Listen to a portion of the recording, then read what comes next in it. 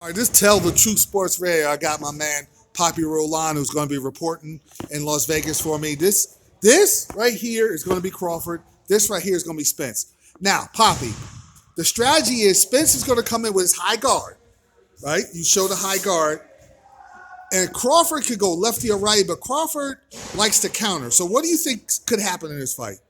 I think the problem is going to come down to see if Spence is going to be a slugger and if Crawford decides to take on and try to fight him at his fight.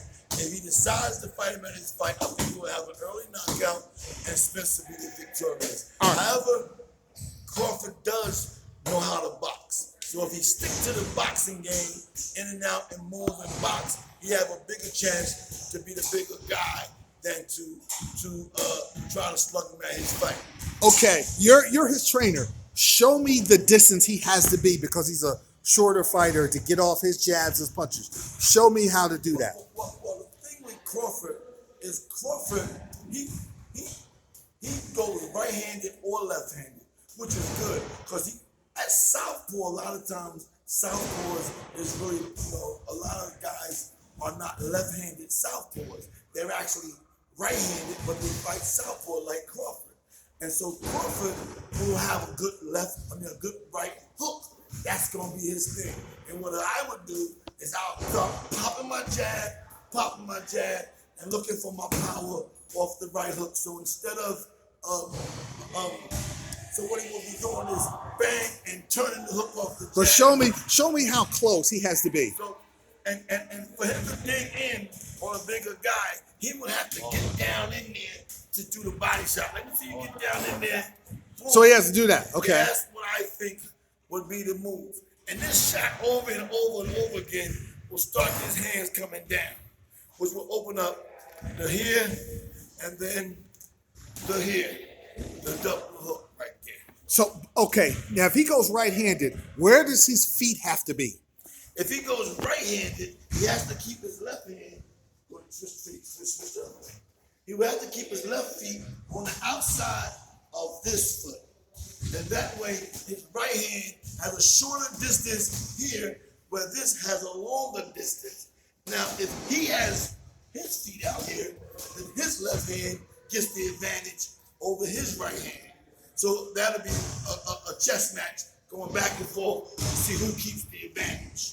If he's over here, he got the advantage. And if he's over here, he has the advantage.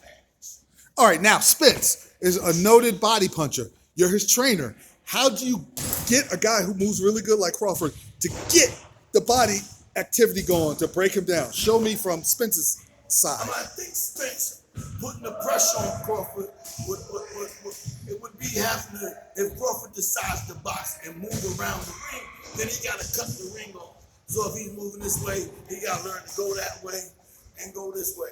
And he has to be very, very careful not to come straight in and run into one of the big right hands from Crawford. Crawford's a great counterpuncher. Yeah. So therefore, while Crawford is counterpunching, then Spence is going to have to be able to block and counter himself with the body shots. Okay. To slow him down. The body shots will only be to slow him down for the later rounds, make him more tired. Also, the body shots, with the body shots, lowers his hands down. Like the fight we saw this morning, where Naomi, yeah. He shot that body shot downstairs, right hand over top, because the body shot brought their hands down. That will be both of their jobs. Crawford and Spence should be banging to the body to lower their hands and drop the big punch up top. Okay, finally, if you're the trainer of either Spence or Crawford, and it's the 7th round and you're behind, how do you say? Do you say to bring the fight and try to get him out? Or how do you stay patient? How do you deal with that if you're behind and you got to play catch up? Well, I like to go back to other fights. The fight with Leonard and Hearns, they say this fight is compared to a Tommy Hearns, Sugar Ray Leonard fight. Tommy Hearns and Sugar Ray Leonard, with that round, when Sugar Ray Leonard noticed that Tommy was hurt, he let it all go.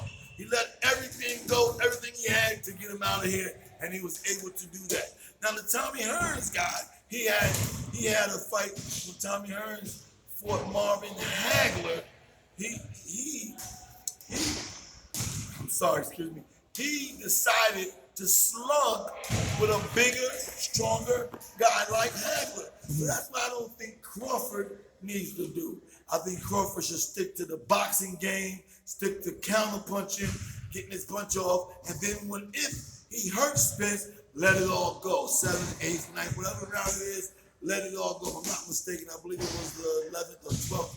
Maybe 13th with Sheila Leonard and Tommy Hearns. 14th. 14th. And he'll let it all go and leave nothing on the table to try to get him out of there. Because at any given time, any one of these guys could knock the other one out. It's going to be an outstanding fight. Can't wait to see it. Can't wait to see the fight. Big fight coming up. Thank you.